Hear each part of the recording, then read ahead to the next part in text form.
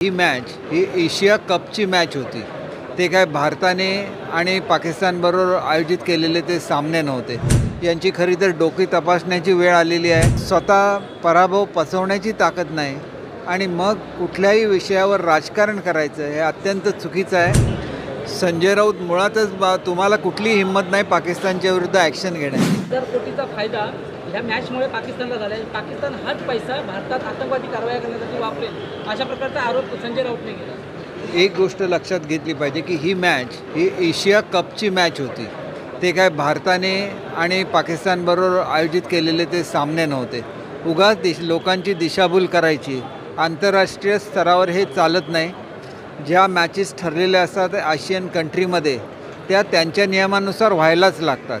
त्याच्यामुळे त्याचं काहीतरी राजकारण करायचं आणि त्याच्यावर काहीतरी वेडंवाकडं बडबडत राहायचं याला काही अर्थ नसतो. यांची खरी तर डोकी तपासण्याची वेळ आलेली आहे.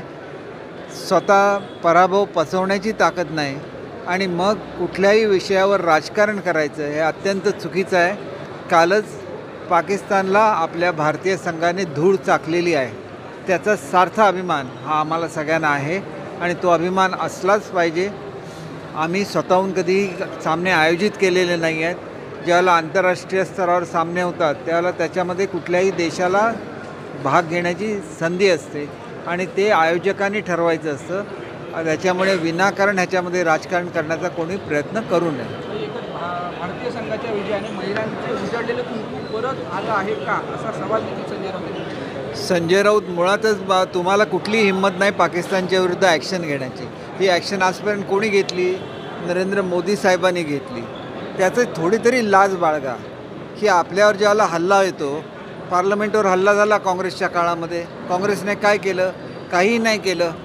पण त्याच वेळेला ज्यावेळेला आपल्या महिलांचं कुंकू पुसण्याचं काम केलं त्यावेळेला त्यांना यमसदनाला पाठवण्याचं काम हे आपल्या शूर सैनिकांनी केलं आणि ती कारवाई करताना त्यांना पूर्ण स्वातंत्र्य हे आपल्या देशाच्या पंतप्रधानांनी दिलं. त्याच्यामुळे कुठल्याही फालतू गोष्टीची चर्चा ही सैन्य दलाने केलेल्या पराक्रमाशी करणं ह्याच्यासारखी दुसरी वाईट गोष्ट कुठलीही नाही. त्यांनी लक्षात घेतलं पाहिजे की आपण कुठल्या पातळीवर उतरलेलो आहे आणि जर आंतरराष्ट्रीय खेळ ज्याला त्या ठिकाणी होतात त्याला एखाद्या संघाने भाग घेतला नसता तर आमचा संघ डिस्क्वालिफाय झाला असता. त्याच्याऐवजी त्यांचा पराभव करणं हे केवढं मोठं कर्तृत्व आहे आणि ते आमच्या खेळाडूंनी करून दाखवलं. त्यांचं कौतुक तरी करा. उलटं कौतुक करायचं नाही, काहीही बोलत राहायचं याला काय अर्थ आहे का? याचा विचार